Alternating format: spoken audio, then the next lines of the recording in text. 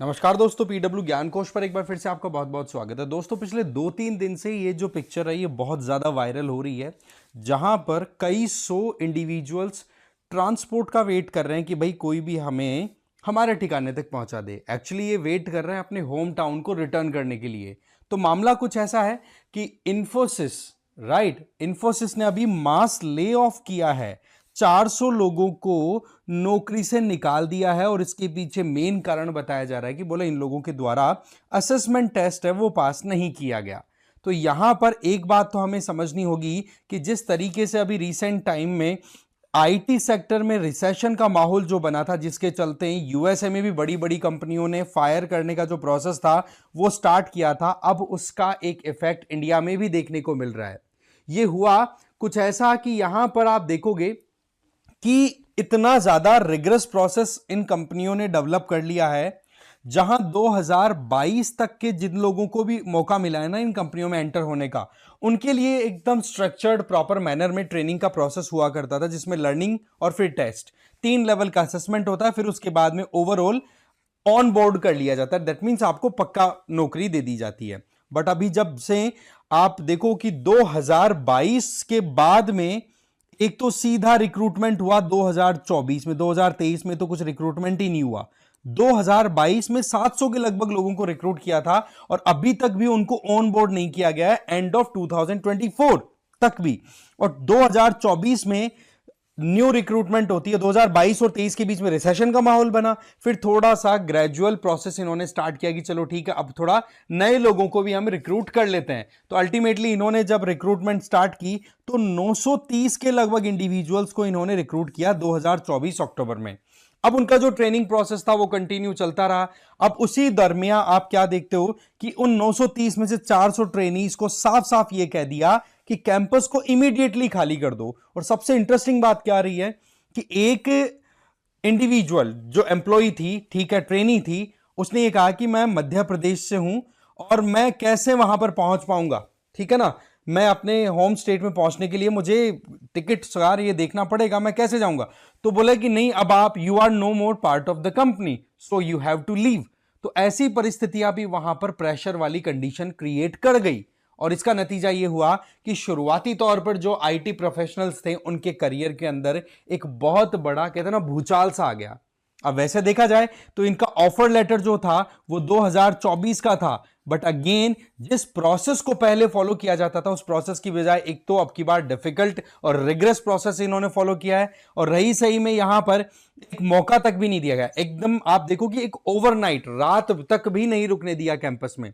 फिर उसके बाद में ये जो फायर हुए हैं, ठीक है, जो भी ये ट्रेनीज थे वो लेबर, आप कह सकते हो कि आईटी जो यूनियन है, इंफॉर्मेशन टेक्नोलॉजी एम्प्लॉयज की जो यूनियन है, उसके पास गए कि भाई आप लोग कैसे भी करके, और जो लेबर ब्यूरो है वहां पर अपनी रिक्वेस्ट डालो कि भाई हमारे लिए भी डिफेंड करने का काम करें आप, है ना।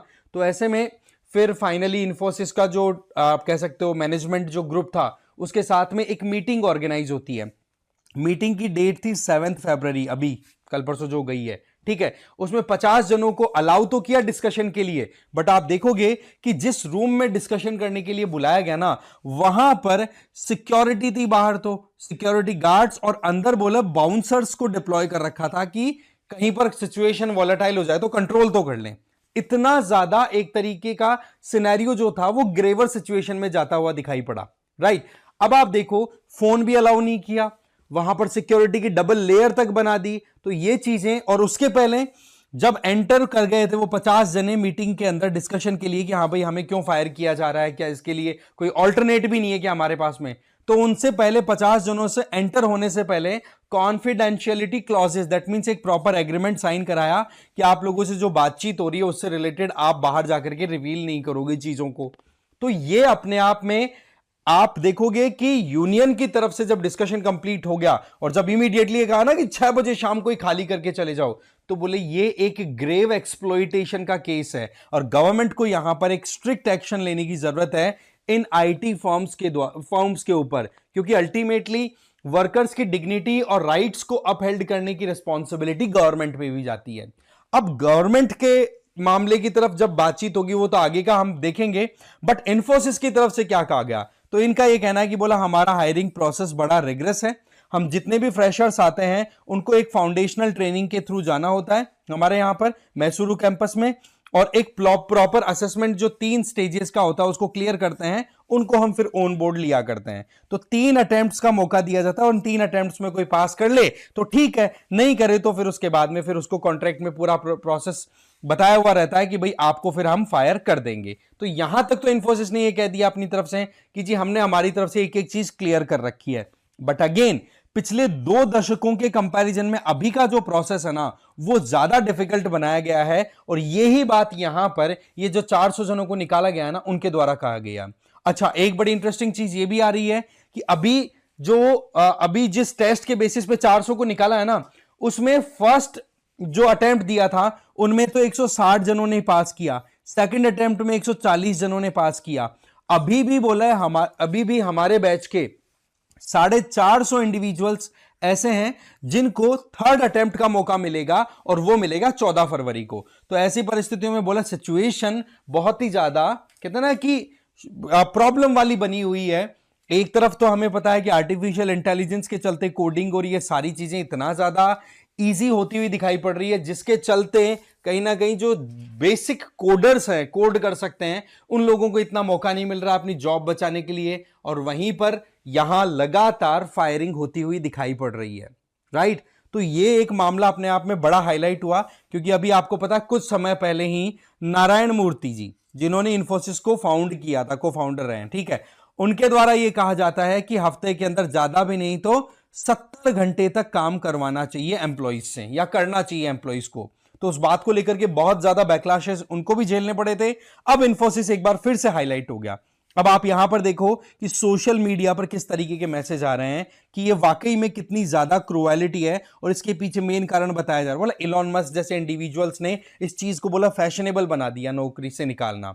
वहीं पर 400 यंग ट्रेनीज को अगर आप इस तरीके से निकालते हो क्योंकि वो असेसमेंट में फेल हुए, तो ये शुरुआती तौर पर उनके करियर को डिस्ट्रॉय करने से कम नहीं होगा। वहीं पर जो फ्रेशर्स 2 से 2.5 साल तक वेट कर रहे हैं उनको आप एकदम से निकाल देते हैं, तो ये बात भी ठीक नहीं है ना। अब देखो न्यू रिक्रूटमेंट्स और वो तो सारी चला रखी है इन्फोसिस ने, बट जिन लोगों को पक्का करना चाहिए उन लोगों के ऊपर टाइमली एक्शन ना लेना भी एक बहुत बड़ा इश्यू बना हुआ है। बाकी कोई अपडेट आता है तो डेफिनेटली बताऊंगा।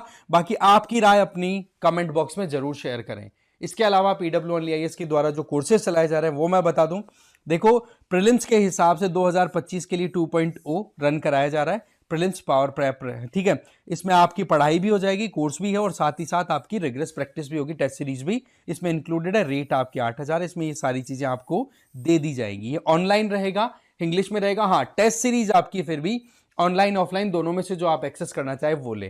केवल टेस्ट सीरीज के लिए जाना चाहते हो तो 4,000 रुपए में टेस्ट सीरीज का भी सेक्शन आपके पास अवेलेबल है। ऑनलाइन ऑफलाइन इंग्लिश और हिंदी दोनों तरीके से जो आपको सुटेबल लगे आप उस पर रिलाई कर सकते हैं। बाकी डिटेल डिस्क्रिप्शन बॉक्स में दी हुई है। इसके अलावा आप मुझे फॉलो कर सकते हैं इस QR कोड को स्कैन करके। मेरा नाम है रजनीकांत लाटा। तो इस वीडियो में इतना ही था। Thank you very much for watching this video.